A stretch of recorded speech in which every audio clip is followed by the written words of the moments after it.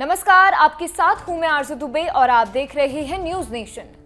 कश्मीर के बाद अब बंगाल, जहां एक बार फिर हिंदू समुदाय खुद को असुरक्षित महसूस कर रहा है और उन्हें अपनी ही धरती से पलायन करने को मजबूर होना पड़ रहा है।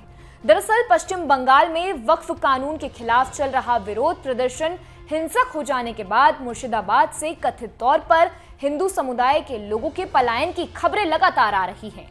पश्चिम बंगाल में नेता प्रतिपक्ष शुवेंदु अधिकारी ने एक्स पर एक पोस्ट कर बताया कि 400 से अधिक हिंदुओं को मुर्शिदाबाद के धुलियान से भगाना, नदी पार करने और स्कूल में शरण लेने के लिए मजबूर होना पड़ा है।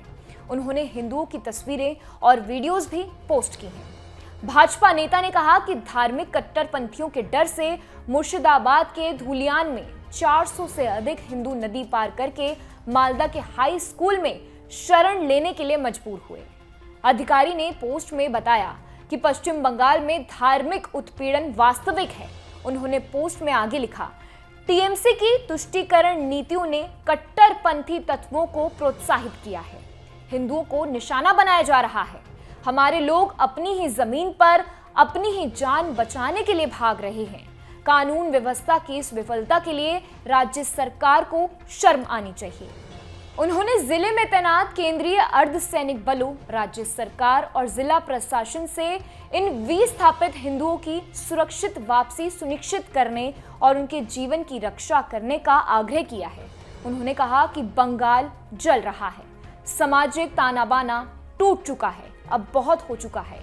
इससे पहले शनिवार को कोलकाता हाईकोर्ट की एक विशेष डिवीजन बेंच ने मुर्शिदाबाद जिले में केंद्रीय सशस्त्र पुलिस बल तैनात करने का आदेश दिया था। कोर्ट ने कहा था कि पश्चिम बंगाल सरकार के हाल के दिनों में वक्फ संशोधन अधिनियम के खिलाफ प्रदर्शनों के दौरान सांप्रदायिक अशांति को नियंत्रण करने के लिए किए गए उपाय पर्याप्त नहीं है।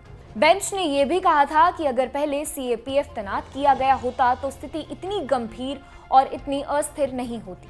कोर्ट ने टिप्पणी करते हुए कहा कि केंद्रीय सशस्त्र बलों की पहले तैनाती से स्थिति को कम किया जा सकता था, क्योंकि ऐसा प्रतीत होता है कि समय पर पर्याप्त उपाय नहीं किए गए। खंडपीठ ने इस बात पर जोर दिया कि स्थिति गंभीर और अस्थिर है। बेंच ने अपराधियों के खिलाफ तत्काल कार्रवाई करने और निर्दोष नागरिकों पर हुए अत्याचारों को रोकने की जरूरत पर बल दिया। आदेश में कहा गया कि जब लोगों की सुरक्षा खतरे में हो तो संवैधानिक न्यायालय मूक दर्शन नहीं रह सकता और तकनीकी बचाव में उलझ नहीं सकता।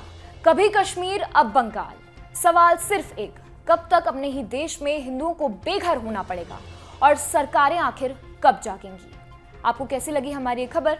कमेंट बॉक्स में कमेंट करके हमें जरूर बताएं और तब तक के लिए आप देखते रहिए न्यूज नेशन। न्यूज नेशन अब व्हाट्सएप पर खबरों की ताजा अपडेट के लिए न्यूज नेशन के इस क्यूआर कोड को स्कैन करें